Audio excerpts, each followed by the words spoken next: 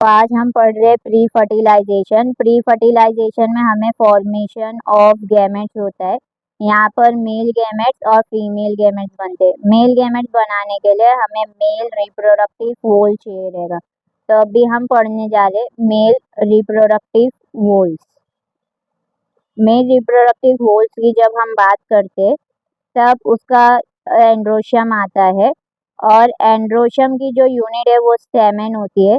Stamen के दो part होते हैं, एक स्टॉक लाइक होता है जिसे फिलामेंट कहते हैं, और ऊपर एंथर होता है। फिलामेंट और एंथर ये दोनों कनेक्ट होते हैं बाया कनेक्टिव, और कनेक्टिव के अंदर वेस्कुलर टिश्यू होता है। एंथर के बारे में अभी हम पढ़ने जा रहे हैं टीएस ऑफ एंथर। एंथर के बारे में देखते हैं। एक टिपिकल एंथर बाइलोब्ड होते हैं। आप एंथर को अगर कट करोगे तो दो लोब दिखेंगे। हर एक लोब के अंदर दो कैविटी होती है, तो उसे डायथीशियस कहते हैं। जब आप टीएस लिखते हो तो टीएस का मतलब होता है ट्रांसवर्स सेक्शन ऑफ एंथर। चलिए देखते हैं कैसा होता है ट्रांसवर्स सेक्शन। अभी ये मैं ड्राइंग कर रही हूँ टीएस ऑफ एंथर की। इसके लिए आप लोग को थोड़ा वेट करना पड़ेगा। आप लोग भी जब तक इसे ड्रॉ कर लीजिए अच्छे से।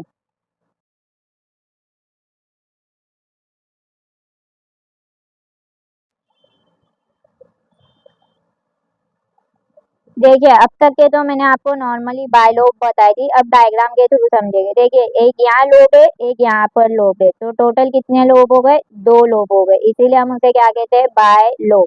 हर लोब के अंदर दो कैविटी है, एक दो, ठीक है, इसीलिए हम उसे क्या कहते हैं? डायथीशियस। हर एक लोब के अंदर दो पोल, एक पोलन सेक होगा, तो दो लोब के अंदर कितने पोलन सेक हो गए? चार, ठीक है। बायलोब के अंदर कितने पोलन सेक होंगे? चार। एंथर और फिलामेंट कनेक्ट होते हैं कनेक्टिव से, तो देखिए कनेक्टिव यहाँ पर ऐसा प्रेजेंट होता है, ठीक है। अब एंथर के टोटल चार वॉल होते हैं। सबसे बाहर की वॉल होती है जिसे हम कहते हैं एपिडर्मिस।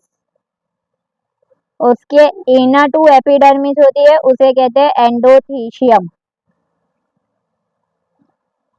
एंडोथीशियम के अंदर होती है जिसे हम कहते हैं मिडल लेयर,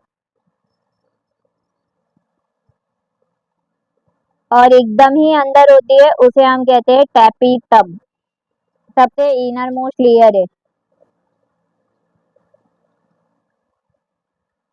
देखिए आप, ये मैं बना रही हूँ टैपिटम, जो कि सबसे इनर मोस्ट लेयर रहती है।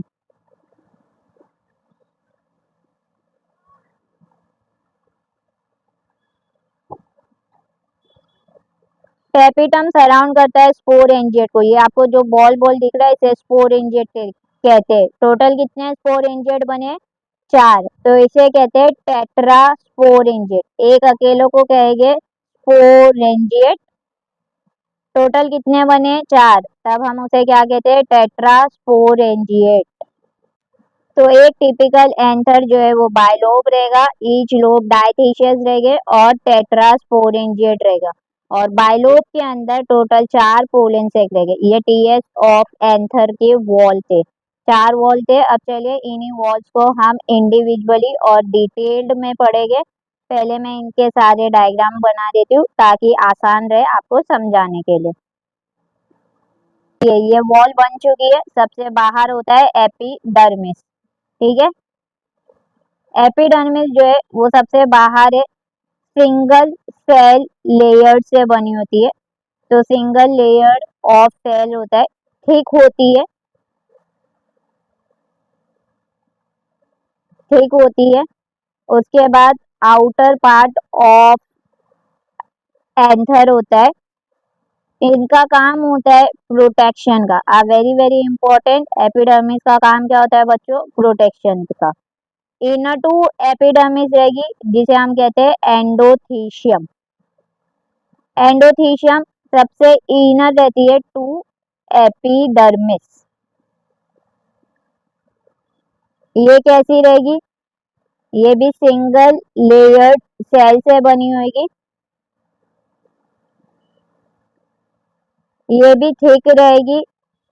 अब यहाँ पर जो है रेडियली एलोंगेटेड सेल होते हैं जिसके अंदर सेल्यूलोज फाइबर्स होते हैं। Very very important point, hygroscopic nature होता है एंडोथीशियम का। हाइग्रोस्कोपिक का मतलब होता है ability to absorb water from moisture, ठीक है, सराउंडिंग से एबिलिटी होती है। एंडोथीशियम का काम होता है डिहांसिस ऑफ एंथर, यानी एंथर टूट जाता है और पोलन ग्रेन रिलीज हो जाता है, उसी को कहते हैं डिहांसिस ऑफ एंथर। फिर नेक्स्ट लेयर होगी मिडल लेयर। मिडल लेयर जो है उसे मिडल लेमिला भी कहते हैं, लेकिन एक्चुअल में आप बुक में देखोगे तो मिडल लेयर ही रहेगी, लेमिला नहीं रहेगी। ये आप सब सही कर लेना, वो मिडल लेमिला नहीं है, वो मिडल लेयर है। और मिडल लेयर 1 से 2 सेल लेयर की बनी होती है, ठीक है। मिडल लेयर जो है वो थिन होती है। इसके अंदर पेरेनकाइमेटस सेल होते हैं। पेरेनकाइमेटस सेल का काम होता है स्टोरेज ऑफ फूड का। तो ये क्या करते हैं, फूड मटेरियल को अपने अंदर स्टोर करके रखे रहते हैं। जैसे ही एंथर मैच्योर होते हैं तो उनके अंदर मिडल लेयर डिसअपियर हो जाती है। नेक्स्ट आती है टेपिटम, और उसके अंदर आएगा स्पोरेंजिएट। तो टेपिटम किसको सराउंड करता है बच्चों, स्पोरेंजिएट को। क्लियर हो गया। आप उसे स्पोरेंजियम भी कह सकते हो, सिंगुलर और प्लूरल का डिफरेंस होता है वो। अभी ये मैं डायग्राम बना रही हूँ, तब तक के लिए आप लोग रुकिए और आप लोग भी बनाइए। देखिए ये जो डायग्राम है ये स्पोरेंजियम है, ठीक है, इसे आप स्पोरेंजिएट भी कह सकते हैं, कोई दिक्कत नहीं है। इसके बाहर की लेयर ये जो दिख रही है ये टेपिटम है।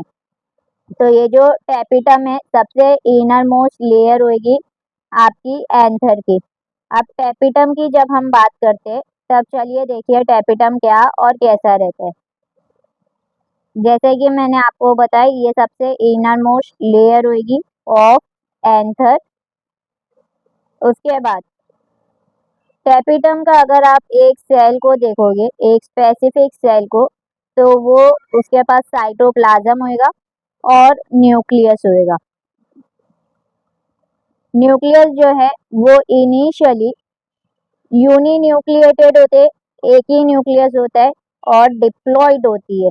प्लॉडी क्या रहती है, डिप्लॉइड। जैसे ही टेपिटम डीजेनरेट होने वाला रहेगा तो उसके अंदर कुछ चेंजेस आती है। तो वो इनिशियली डिप्लॉइड था, बाद में पॉलीप्लॉइडी हो जाता है और मल्टी न्यूक्लिएटेड हो जाता है।